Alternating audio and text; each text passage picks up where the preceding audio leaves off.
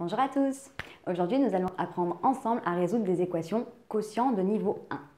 Donc, voici 3 exemples que je vous ai mis directement au tableau. Donc, nous avons déjà vu des équations produit nul. C'est sensiblement la même chose, bien que un peu différent. Mais dans les équations produit nul, en fait, vous pouvez aller voir directement la vidéo si vous le souhaitez. On vous avait appris, en fait, du coup, quand est-ce qu'un produit, donc une multiplication de deux expressions valait 0, quelles étaient là où les solutions. Là, nous avons donc du coup une équation quotient. Un quotient, du coup, c'est le résultat d'une division. Et comme vous le voyez ici, nous avons du coup 3 divisions est égale à 0. Pour pouvoir se faire, en fait, une seule chose va se rajouter par rapport à l'équation produit nul. En fait, l'équation quotient, je vais devoir du coup calculer quand est-ce que mon numérateur est égal à 0 et quand est-ce que mon dénominateur est égal à 0. Sauf que la solution pour laquelle le dénominateur est égal à 0 n'est pas une solution en soi, car je n'ai pas le droit de diviser par 0. Donc en fait, on va commencer à intégrer la notion de valeur interdite. Donc la valeur interdite, qu'est-ce que c'est? En fait, c'est tout simplement une solution pour laquelle, c'est une valeur de x pour laquelle la fonction n'existe pas, car il m'est interdit de diviser par 0. Vu que je ne peux pas diviser par 0, je ne peux pas considérer la valeur de x pour laquelle mon dénominateur vaut 0 comme solution. Donc, je vais devoir préciser quelles sont là ou les valeurs interdites dans chaque équation quotient et du coup relever en fait tout simplement les valeurs pour lesquelles le numérateur est égal à 0 exclusivement. Donc, nous avons ici 3x plus 1 divisé par 2 plus 6x est égal à 0. Donc en fait, il faut que je connaisse quand est-ce que 3x plus 1 est égal à 0, ce sera du coup ma solution. Et quand est-ce que 2 plus 6x est égal à 0, ce sera ma valeur interdite. Donc déjà, 2 plus 6x, je dois marquer qu'il doit être différent de 0. Donc du coup, 6x doit être différent de moins 2. Donc x doit être différent de moins 2 sur 6, soit x différent de moins 1 tiers. Donc en fait, moins 1 tiers, c'est ma valeur interdite.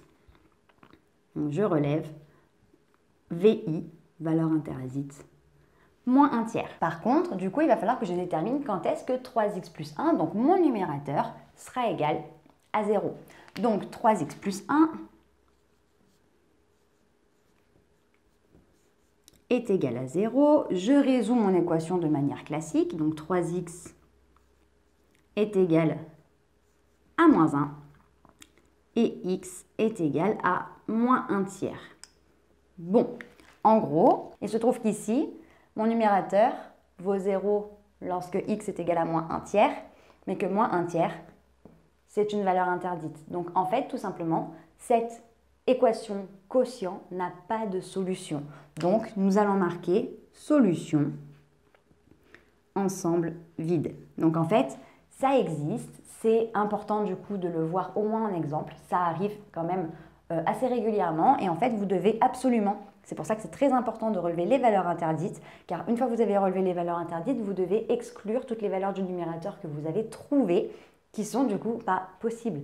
Donc en fait, là, cette équation est quotient vaut 0 lorsque x vaut moins 1 tiers, mais qu'elle n'est pas possible lorsque x vaut moins 1 tiers. Donc en fait, cette équation quotient n'est pas possible, tout simplement. Pour le deuxième cas, de la même façon, je relève en premier lieu mes valeurs interdites. Donc là, ma valeur interdite, puisque j'ai une seule valeur de x. Quand est-ce que 1 moins 2x est égal à 0? Sauf que, du coup, 1 moins 2x ne peut pas être égal à 0. Donc, moins 2x ne peut pas être égal à moins 1. Donc, x ne peut pas être égal à moins 1 sur moins 2, donc 1 demi. Donc, ma valeur interdite, c'est 1 demi. Une fois que j'ai fait ça, tout simplement, je vais calculer quand est-ce que 3x plus 4 est égal à 0. Donc 3x est égal à moins 4. X est égal à moins 4 tiers. Moins 4 tiers n'est pas une valeur interdite. Donc la solution va être lorsque x vaut moins 4 tiers, mon équation quotient est égale à 0. Pour la dernière, exactement le même fonctionnement, je relève dans un premier temps quand est-ce que mon dénominateur est égal à 0, car c'est une valeur interdite, donc il va falloir que je le retire des solutions possibles. Donc 12 moins 8x est différent de 0, donc moins 8x différent de moins 12, x différent de moins 12 sur moins 8, donc x différent de, donc moins par moins, ça fera plus, 4 fois 3 sur 4 fois 2, je dégage mes 4, donc en fait, x ne peut pas être égal à 3/2. Donc ma valeur interdite, ça sera 3/2. Maintenant, je vais calculer quand est-ce que 10 moins 15x sera égal à 0. Donc, moins 15x est égal à moins 10. Donc, x est égal à moins 10 sur moins 15.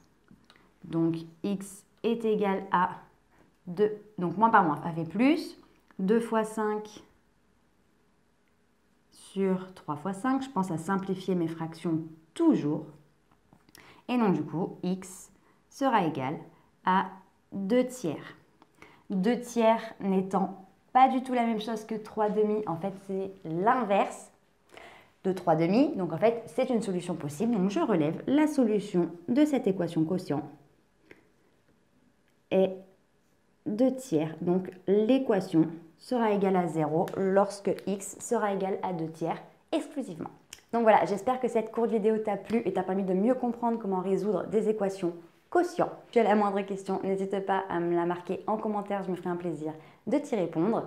Pour nous rejoindre, si ce n'est pas déjà fait, il te suffit d'activer la petite cloche sur YouTube ou alors sur Internet et les différents réseaux sociaux. Nous sommes sur Facebook, Instagram et sur Snapchat. Nous te mettons tout en barre d'infos pour que tu ne rates aucune information.